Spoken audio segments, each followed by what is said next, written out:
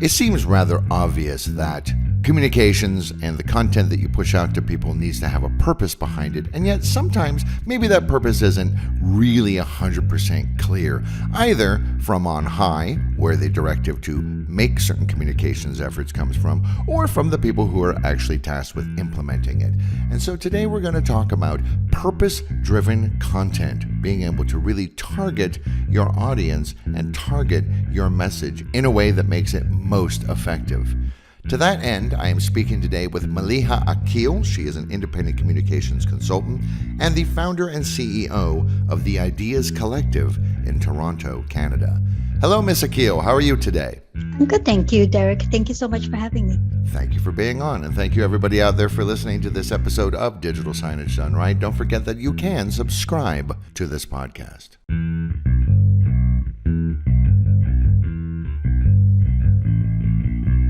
This is Digital Signage Done Right. Whether you're new to digital signage or a seasoned pro, this podcast gives you practical advice about systems, communications, and content to better engage your audience. I'm Derek DeWitt, Communications Specialist for Visix. Welcome to Digital Signage Done Right.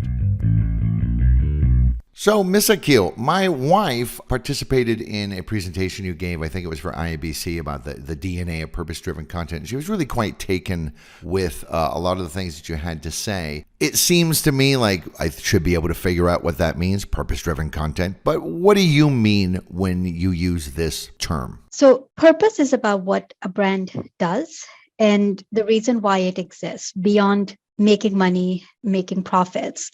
It's about what a brand wants to achieve. It could be adding value by solving a problem that the customers are facing, making a contribution to society. So when you have a purpose-driven brand, everything that a brand does and says externally as well as internally needs to be aligned. And so the idea of purpose-driven content is that creating thought leadership, creating perspectives, insights, content from an overarching perspective needs to tie back to what the purpose of the brand is. If that alignment does not exist, then the content itself does not come across as being authentic to what the brand is and what the consumers expect it to be in the marketplace. Sure. And that's an interesting thing, that this notion of authenticity it's really kind of become quite, I almost want to call it a buzzword, but it's actually become something much more than a buzzword for today's audiences. Even people of my generation, Gen X, we kind of grew up with, oh yeah, okay, that's just advertising speak and,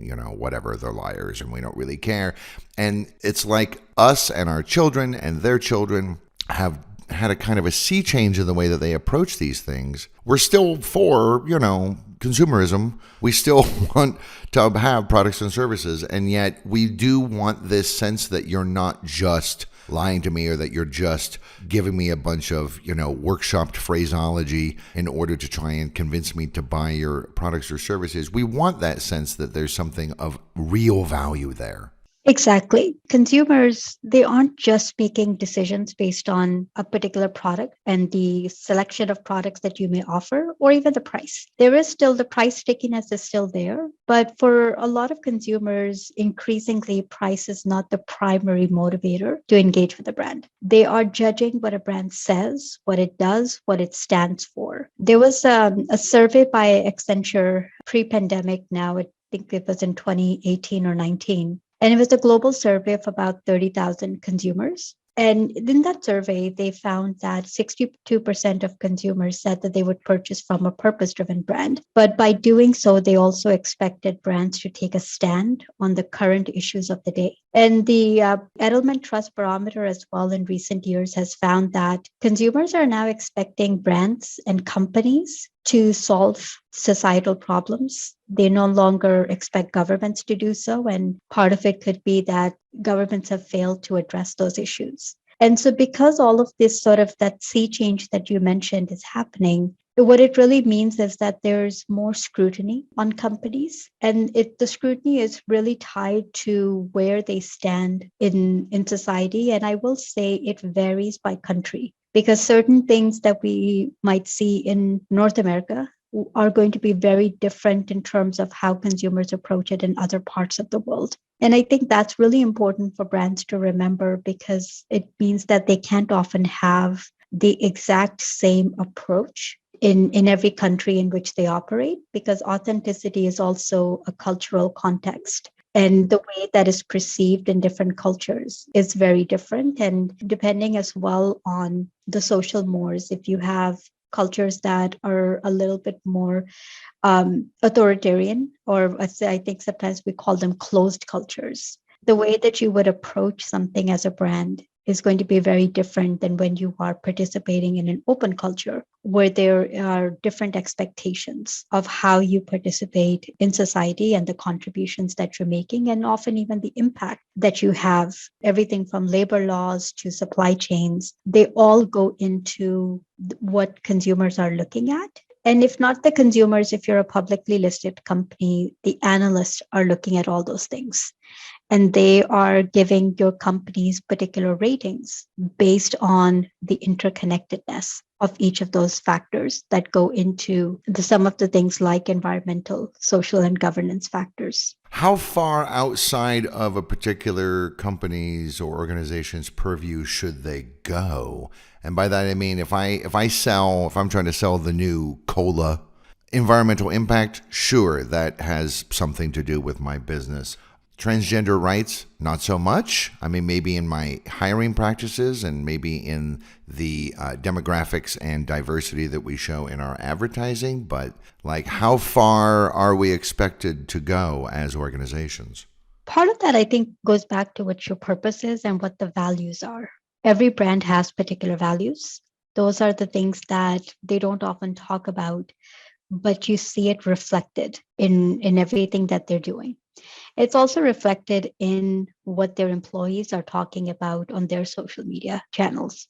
In terms of how far you can go, really does depend on what your values are. So if your value as a brand, for example, is about the environment, and it turns out that your supply chain practices don't necessarily follow those environmental best practices, or you are sourcing materials from certain suppliers that are not environmentally friendly, then there's already this misalignment. So you may talk about how important the environment is, but if every single dot along how your company operates does not connect back to that mission, then there is a misalignment. And that's where that authenticity and credibility issue comes in, because it only really takes one news story for people to start questioning whether you truly are doing what you said you were going to do as a brand. If you are a purpose-driven brand, the goal would always be to connect those dots really well across every single part of the organization. Unfortunately, that does not always happen, and it is very much a work in progress. There's going to be a requirement for a lot more push from not just consumers, but investors and regulators and all the other stakeholders to get brands to truly become completely purpose-driven. In terms of how it connects back to the content piece, around the advertising part of it, when you're advertising, it really does depend on who you're targeting. If you're a consumer brand, your audience may be just everybody, or it may be a particular lifestyle that certain consumers aspire to, in which case your advertising is all the messaging, the way it looks, the way it feels, the channels that you use. All of that are targeting particular subset of consumers that aspire to the lifestyle that you're selling. And in that respect, there might be particular demographics, but also psychographics that play into how you select what those consumers are and how far you can go in terms of your messaging. For majority of B2B brands, that isn't always a consideration. It might be a consideration in terms of the kind of talent that they're trying to attract. But for B2B brands, it really does depend on the other businesses. So if I think about a B2B brand that, let's say, they create airport buses, their target audience is not going to be the average consumer. Their target audience is going to be the purchasing department of an airport. And for a lot of these things don't really matter in terms of what your value is, what your purpose is, what kind of content you're creating.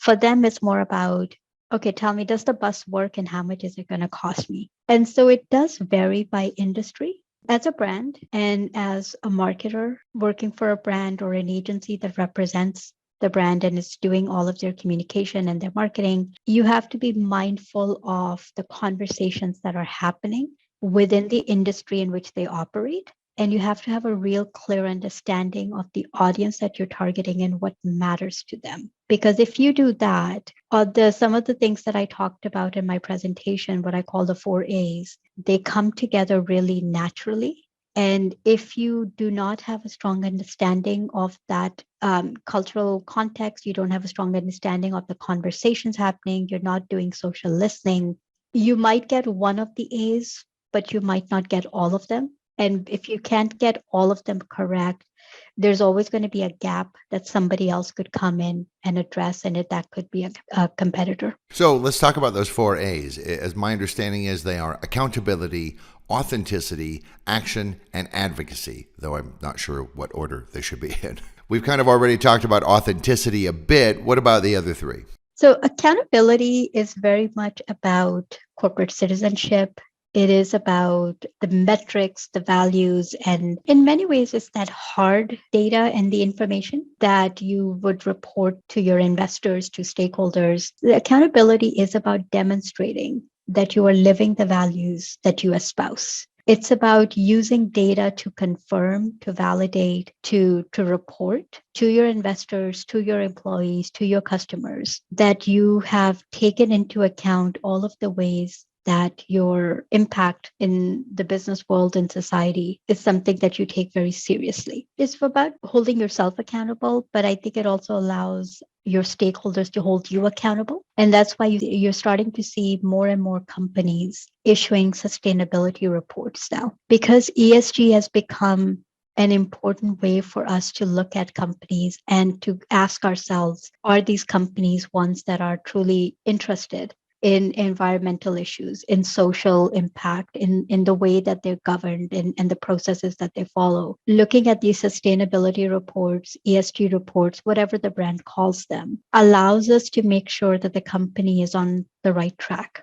If you are an investor, it allows you to make sure you see whether your investment is one that will give you the right return. If you are an employee, it's a source of pride because you can then talk to your networks and show them that you are working for a company that's truly invested in the world that we live in. In terms of action, that is where communication and marketing professionals play the biggest role. This is where you see a lot of the tactical things, the advertising campaigns, the blogs, the storytelling on social media, on public relation channels, even things like using digital signage to convey your message to employees. I remember when I worked in one of those office towers before the pandemic, we had digital screens at the elevators. And while you're waiting for the elevators, you would see the messages coming on about different campaigns that the company was running. Maybe there were things that were happening like an all hands, and it would be a way to promote it. And those are the kinds of channels that communication professionals use to talk to their audience. Some channels are more about a one-way communication, broadcasting a message where your audience is already there, or you have a captive audience, and making sure that they see it by making it super creative, looking at how it's designed. And then you have the two-way communication, when you have things like town halls for employees, or when you have analyst calls with investors, or when you have social media channels where you are directly engaging with your consumers and they can engage with you. That's all of the ways in which a brand can take action and demonstrate that they are true to their purpose. Yeah, it seems like the action component here is, I noticed you have in brackets or parentheses after it in your chart, connection. That's really very much what it is. It's about making this connection, be it one way or two way, even though I think more and more it's becoming more two-way, between the audience and the organization itself. Yeah, that is correct. I can't remember which brand it was, but I remember there used to be a brand that had an advertising campaign about, reaching out and touching someone. And it was very much about how do you make those connections. And I think more and more digital has made that easier, but it's also in many ways disconnected us from each other because we consume the messages that interest us. And we may not always see everything. Yes, that's very true. I was talking about this with a friend about with the advent of streaming TV and movies and things. It used to be, everybody saw Entertainment Tonight at 7:30 on Tuesdays, or everybody saw I Love Lucy. Some ridiculous amount of Americans used to actually watch that show when it was first broadcast. An episode, something like a third or a quarter of the entire country saw that show. So there was this sense of connection the next day of the person you're talking to probably saw that episode of I Love Lucy last night. And yet now it's like, oh, I'm watching this. Oh, me too. I'm on episode 2. I'm on episode 8. Oh, it gets better. Trust me. So we are all kind of out of sync with one another. We are out of sync, and we have so many options that whenever particularly someone like me, someone tells me, oh, you need to watch that show, I just add it to my Netflix queue. I have to be in the mood to watch it. And sometimes I'm just not in the mood for a particular type of show. So it stays on the list for who knows how long. And there are very few moments now when you have that ability to have conversations live when something is happening. I don't use Twitter as much as I used to, but I remember when you're trying to watch a live award ceremony, for example, there would be all this secondary conversation happening on Twitter that you could be a part of. And it made the event more enjoyable because everyone was watching it at the same time and commenting on it at the same time. And one of the things that has resulted is you have a wider universe to send your message to. But at the same time, they're not always authentic connections because you don't know the other person. You have a shared interest for that 1 hour, 30 minutes, whatever the case may be, but you have nothing in common with them beyond that. That's true on the personal side. But when it comes to brands, that's not always the case because they are targeting particular customers that are a subset and have things in common. So I think in many ways, companies do have it easier because they have a captive audience for their product, for their service. They have a captive audience that believes in the values that they espouse, that want that aspirational image that they present. And there's enough of them to keep certain brands going and becoming very successful. And for some niche ones, that might not necessarily be the case, but maybe they're only targeting a niche audience, and that's the small universe they want to inhabit. But there's almost this idea of the multiverse now, where you have multiple realities taking place at the same time. And we can jump around between those realities, and we decide as consumers what we want that brand experience to be. And on the flip side of it, for communication professionals and marketers, that's a huge challenge because if anyone can switch off your brand, they can mute you. How do you cut through that to make sure that the messages that you're trying to convey do come across and you are able to make those connections? And so there's a need to be even more creative. That's why you see a lot more viral trends coming out, and brands could continuously try to take advantage of those trends to become relevant. But when you try to take advantage of a trend that has absolutely nothing to do with your business and is not necessarily what you do in a day in, day out, or what you talk about as a brand, consumers will switch you off themselves because they're like, wait a minute, you're a bank that's talking about something to do with kids, but you don't actually offer bank accounts for students. So, it's like bad example, but, it's kind of like, okay, is that even something that you do as a brand? And if that's not something that you do as a brand, or it's not core to who you're targeting, it's better not to participate in those viral trends because that's, it goes back to that authenticity. How can you be credible as a brand if you're taking part in a conversation that you would have never participated in on an average day? Right, exactly. If it wasn't for the fact that this is the newest buzzword of the month, you wouldn't be bringing it up at all. I think of the trend not terribly long ago where suddenly, there would be these flash mobs, because flash mobs actually started off as a rather culturally and societally subversive game, a way to bring fun back into, a city where it's very easy to feel like you're just a cog. And then marketers got a hold of it and they started to, we're going to create, you hear this, I used to hear this all the time.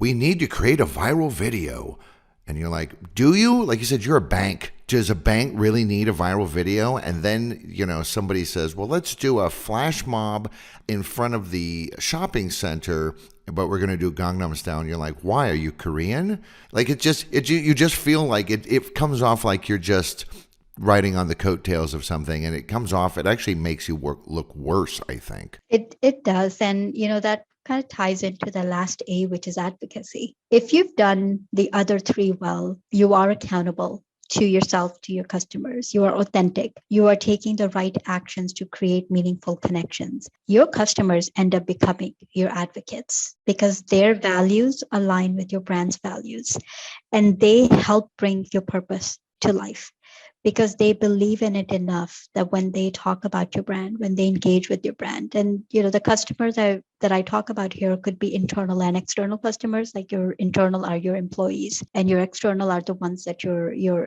target audience, whether they're consumer brand or B2B brand, whatever your customers are, they are the ones that help bring your purpose to life. A brand can say whatever it wants about its purpose and say, we stand for a particular social topic, we stand for justice, we stand for great pricing, whatever their purpose may be.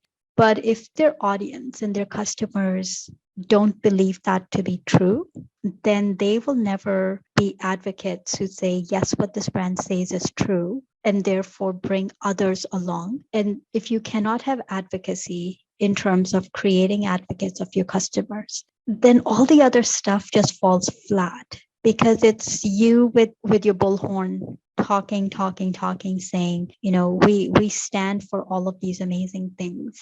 Well, where's the proof? It's interesting. You also talk about this concept of the golden circle, which is why, how, and what, and how things really should be in that order. And that seems kind of like what you're really saying is, I think sometimes, especially at the end of the 20th century and maybe even the middle of the 20th century and the beginning of the 21st century, I think a lot of communications professionals and marketers started with the what. Like I said, hey, we're going to do a viral flash mob, and we're going to video it, and we're going to stick it on YouTube, and that's going to be awesome. Don't start with the what, because the answer to why is because everybody else is doing it, and that's hollow, and there's no there.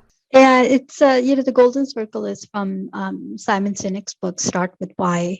And I remember when I read the book, it almost was like that light bulb moment when you're like, "Oh, this makes so much sense. Like, of course, that's how it should be." But when you are in your day job and you're just trying to do whatever the client has asked you or your executive leadership team has asked you to do, it's just you're reacting to their request and you forget. And I have found that in my last few corporate roles, I would put a pause on things and I would say, so wait a minute, what problem are we trying to solve? And that really is that why is, are we trying to solve a problem where we have a competitor coming into our space and we need to differentiate ourselves?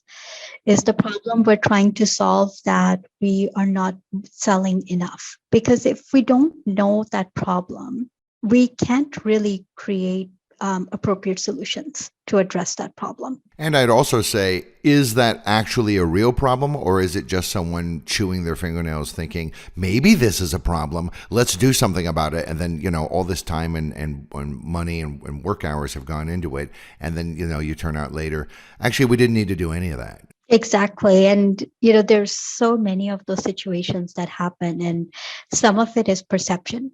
It's one loud person on the leadership team that thinks that this is the problem we're trying to solve. I believe you're also describing social media.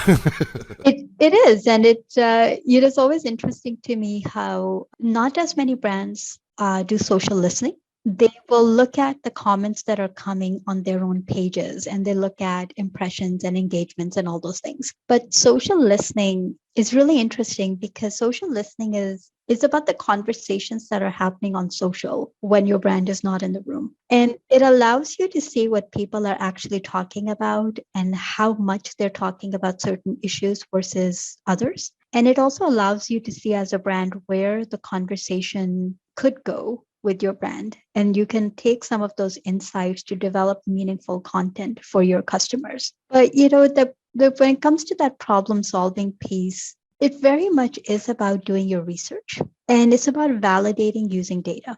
I know for myself, whenever someone says to me, well, we have this problem, and I automatically asked for the data to say, okay, show me the data that shows that this is a problem. So, as an example, when someone says, well, our website sucks and nobody uses it, and then I go to our website analytics and I was like, well, actually, our website is up X percent. And we have this many new users. We have people coming in from all of these places. All of these channels are contributing to our traffic. So you may not like the website and it may not be what you would prefer. At the end of the day, the target audience for all websites are the consumers, not the staff. Yeah, exactly. I mean, if you're a company, your people may be interacting with that website on a daily basis. So yeah, after a year, they go, man, I'm so sick of this website.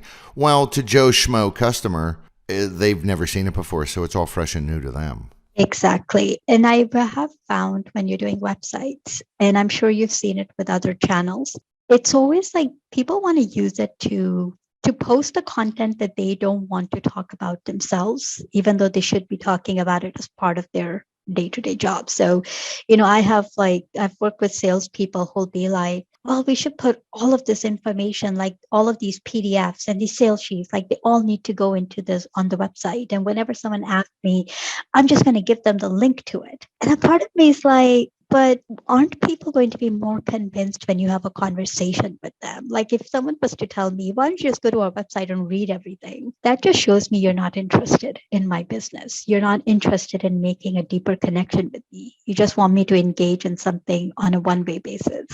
Ah, that's very, very true. Yeah, I think that's exactly right because you get this kind of like I don't know. Let's say if I said, hey friend, you go out to dinner a lot. What's a new hot new restaurant in town? And you sent me a link to the New York Times food section. I would go, wow, good friend. Yeah. that's not a friendly conversation. I can look that up all by myself. Exactly. And, what you're really looking for is why did you like the restaurant? What made it special to you? Because one of the things that we have seen is word of mouth is now digital. It's all online. You have all of these things that are happening in an entire world online. And that social listening that I was talking about. You've got conversational commerce. It's the conversations that would happen over the fence are taking place online. And when someone asks for a recommendation, they're asking for a recommendation from their friend because they want to know about your personal experience. They don't want to know what the Times editor thought about it. They want to know what you, Derek, thought about that restaurant, what made it special to you, what did they do that would make you want to go back to them again and again. And often these conversations are happening on Google My Business. They're happening when somebody leaves a review. They're happening in Facebook groups. They're happening in all of these different Reddits and others. And there's so many places where a conversation happens. And that word of mouth is so fragmented now that you don't have fences anymore. You have so many ways you could go. And, I don't know if you do this, but whenever I'm researching a brand and I go to the reviews, I want to know what that 1-star review said. But, whenever I look at those reviews as well, I kind of go like, okay, whatever the negative reviews are they talking about things that I can live with? Are they talking about things that I personally would not have an issue with? And is it more subjective? But it's always interesting because it just tells you that there is a wide audience out there and you cannot please everybody, right? And so when you are a brand, you have to be laser focused on what is that subset of the general population that you want to target. So, you may decide depending on your brand, you're going to target people in their 40s who have disposable income or take at least 2 vacations a year. They're looking for a certain kind of lifestyle. And they're looking to have the brand make life easy for them. You're looking for people that value convenience and are willing to pay a premium for that convenience.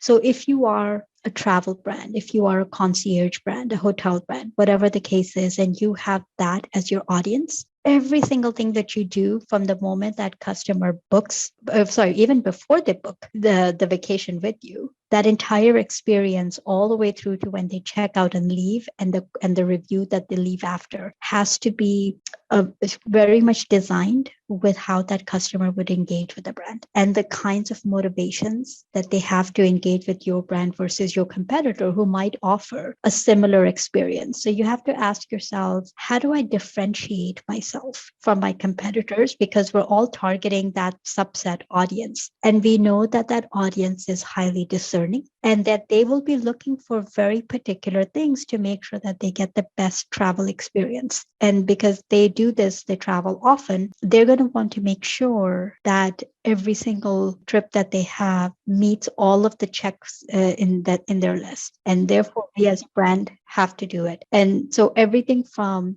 the content that you're producing to the customers you're targeting to that culture of why you do it and how you do it is ultimately what it comes down to when you're building that purpose-driven brand and also purpose-driven communication programs. So that is the 4 A's and a little bit about the golden circle of purpose-driven content. And obviously this stuff is applicable across the board, whether you make little toys that end up at the bottom of cereal boxes and later get stepped on and sucked up by your vacuum cleaner or eaten by your dog, or you're doing luxury villa holidays on some tropical island and everything in between. It doesn't really matter. Communications is communications. And the ideas behind modern communications as modern audiences are evolving and connecting and changing are all kind of very similar. And this is very much what we've been talking about today with my guest, Maliha Aqeel, who is an independent communications consultant and the founder and CEO of Ideas Collective in Toronto, Canada. What is the Ideas Collective? What's that all about? Yeah, the Ideas Collective is my consulting business. And we work with B2B brands, primarily in the financial services industry. And we help position them as industry thought leaders through relevant and insightful content. So everything from creating thought leadership programs to how to incorporate thought leadership as part of their marketing efforts. All right. Please check the transcript of this podcast episode on the Visix website. Go to Visix Resources Podcasts, and you'll get a link to the Ideas Collective. And of course, I think we'll also add, I assume you're on LinkedIn. I can't imagine you wouldn't be. Yes, I'm on LinkedIn. I'm the only Maliha Aqeel that you will find in Canada. There is another person in France with my name, but you will find me very obviously on LinkedIn. So there you go. Easy to find her on LinkedIn as well.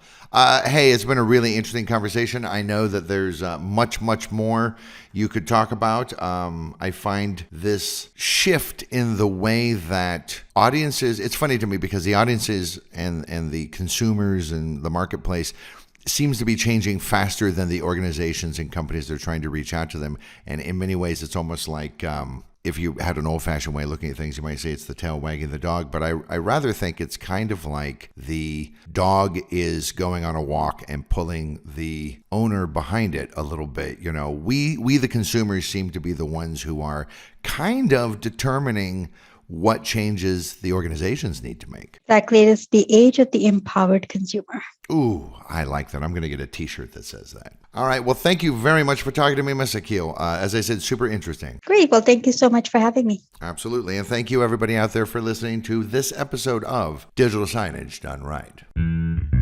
Hey, want more free stuff? Then head to the resources section of Visix.com for free masterclass guides, blogs, videos, and more to help you with your digital signs. Please share, subscribe, and leave a review of this episode and connect with us on social media.